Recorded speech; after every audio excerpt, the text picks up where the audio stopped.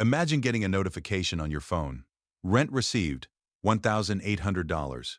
You didn't go to work. You didn't sell anything. You didn't make a product. You were probably sleeping. And yet, someone just sent you money. Now imagine that happening with 10 properties, 20 properties, 50 properties. Suddenly, you're not just collecting rent. You're running a machine that can potentially generate hundreds of thousands of dollars every year. But here's the thing.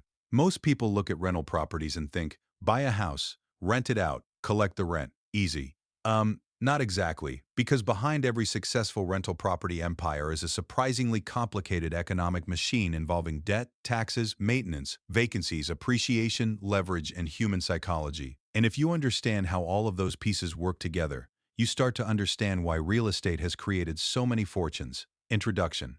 My name is David Investor, and I spend way too much time thinking about real estate, leverage, and how ordinary assets can create extraordinary wealth. If you're someone who wants to build wealth but feels like your paycheck alone will never get you there, make sure to hit the subscribe button and give this video a thumbs up if this helps you out. Because today, we're breaking down the economics of owning a rental property empire. And more importantly, we're going to figure out where the money actually comes from. Rental property math is simpler than it looks. Let's start with one property. Imagine you buy a house for $250,000. You put 20% down. That's $50,000. You borrow the remaining $200,000. Now suppose you rent the property for $2,000 per month. That's $24,000 a year in rent. Sounds amazing. But don't start spending that $24,000 yet, because rent isn't profit. You still have a mortgage, property taxes, insurance, repairs, maintenance, potential vacancies. And sometimes, things break at the worst possible time. Your tenant isn't paying you to sit back and relax. They're paying you because you're providing housing. And housing is expensive to maintain. The cash flow machine. Let's say your total annual expenses come to roughly $18,000. That leaves you with around $6,000 in annual cash flow. That's only $500 per month. At first glance, that doesn't sound very impressive. You just invested $50,000 to make $6,000 a year. But here's where rental property gets interesting. Because cash flow is only one way you can make money. There are actually several. You can earn rental income. Your tenant can effectively help pay down your mortgage. The property may appreciate. You may receive tax advantages depending on your situation. And you can potentially use the equity to help acquire additional properties. That's the part most people miss. Your tenant is helping pay the debt. Imagine your mortgage payment is $1,300 per month. That's $15,600 per year. Your tenant is paying you $2,000. Part of that $2,000 goes toward your mortgage. Over time, the loan balance gets smaller. Let's simplify the numbers. Suppose your tenant indirectly helps you pay down $5,000 of principal during 1 year. You also generated $6,000 in cash flow. And let's say the property increased in value by just 3%. 3% of $250,000 is $7,500. Now you've potentially created $6,000 cash flow, $5,000 principal reduction, $7,500 of economic benefit. And you didn't personally invest another $250,000 to create that entire return. You control the $250,000 asset using $50,000 of your own money plus borrowed capital. That's leverage. And leverage is one of the most powerful and dangerous concepts in investing. The part people don't talk about. Now, you might be thinking, wait, if real estate is this easy, why doesn't everyone become a landlord? Exactly, because it isn't easy. The math can look beautiful on a spreadsheet. Real life is messier. The roof doesn't care about your spreadsheet. The air conditioner doesn't care about your projected return. And the tenant definitely doesn't care about your 5-year financial plan. You could have a property sitting vacant for 3 months. That's $6,000 of rent you didn't collect. Then the water heater breaks, another $1,500. Then you discover the property needs $4,000 of repairs. Suddenly, your passive income doesn't look so passive. That's why professional landlords don't just ask, how much rent can I collect? They ask, how much can go wrong? The psychology of leverage. This is where it gets really interesting. People love leverage when prices are rising. Imagine you buy a $250,000 property with $50,000 down. The property rises to $300,000. You gained $50,000 in property value on a $50,000 initial investment. That's a huge percentage return on your original capital. But leverage works both ways. If the property falls from $250,000 to $200,000, you've lost $50,000 of property value. That's basically your entire original down payment. So leverage can accelerate wealth. but it can also accelerate losses. That's why borrowing money to buy real estate isn't automatically smart. The asset has to produce enough income to survive bad years. The empire effect. Now imagine you don't stop at one property. You buy another, then another. Eventually, you own 10. Let's say each property generates an average of $500 per month after expenses. 10 properties produce $5,000 per month. That's $60,000 per year. Now imagine 25 properties.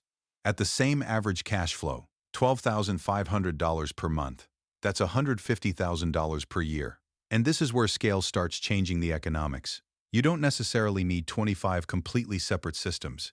You can hire a property manager, use standardized leases, use the same contractors, centralize bookkeeping, automate rent collection. Instead of operating 25 tiny businesses, you start operating one larger system. That's the real power of scale. But there's a catch. Here's what most people don't realize. More properties don't automatically mean more wealth. They mean more exposure. 25 properties means more tenants, more maintenance, more debt, more insurance, more potential problems, and potentially more opportunities. The goal isn't to own as many properties as possible. The goal is to own good properties at sensible prices, with manageable debt. That's a huge difference.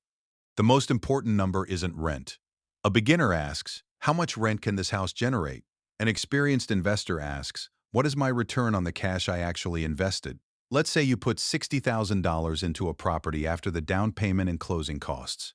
After all expenses, the property generates $6,000 in annual cash flow. That's a 10% cash-on-cash return. But now add principal reduction and other potential benefits. The overall economic return could be higher. That's why rental property investors look at several metrics instead of just monthly rent. Cash flow, cap rate, cash-on-cash return, debt service, vacancy, maintenance, and expected appreciation. You don't need to become a Wall Street analyst, but you do need to understand what the numbers are telling you. The biggest mistake new investors make. They buy based on emotion. They walk into a beautiful house. They imagine the kitchen, the backyard, the neighborhood. They think, I could see myself owning this.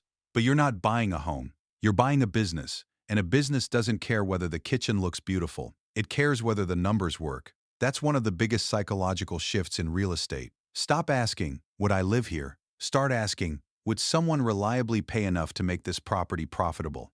Those are completely different questions. How to start without building an empire. And look, you don't need 50 properties. You don't even need 5. Start with 1. But before buying anything, calculate conservative numbers. Take the expected rent, subtract the mortgage, subtract taxes, subtract insurance. Set aside money for repairs, account for vacancy, account for property management, even if you plan to manage it yourself. Why? Because your time has value. If the property only works because you're providing free labor, the property might not actually be as profitable as you think. And always keep an emergency reserve. Because the worst time to discover you don't have enough cash is when the roof starts leaking. The bigger lesson. Here's the thing. Rental properties aren't magical money machines. They're businesses. And like every business, they reward people who understand the economics. The reason wealthy investors can build enormous portfolios isn't simply because they own houses. It's because they understand leverage, cash flow, risk, and scale. One property might create a few $1,000s of annual cash flow. But over decades, that property can potentially appreciate, generate income, and build equity. Then that equity can potentially help you acquire another property, and another, and another. That's how a portfolio becomes an engine. Not overnight, one property at a time. Conclusion. So the next time you hear someone say, real estate is passive income, remember, there's nothing passive about buying the wrong property. But there can be enormous power in owning the right asset, at the right price, with manageable debt, and enough cash reserves to survive the bad years. Because the real goal isn't to own a bunch of houses. It's to build a system where your assets gradually do more of the financial work for you. And you don't need to become a real estate mogul tomorrow. You just need to understand the numbers before you make your first move. So here's my challenge. Take one property in your area. Find the actual purchase price. Estimate realistic rent. Calculate the mortgage. Subtract every expense you can think of. Then see what the numbers actually say. Don't fall in love with the house. Fall in love with the math. If you found this video helpful, hit the like button, subscribe to the channel, and let me know in the comments. Would you rather own one rental property outright, or build a leveraged portfolio of 10 properties? Thanks for watching, and I'll see you in the next one.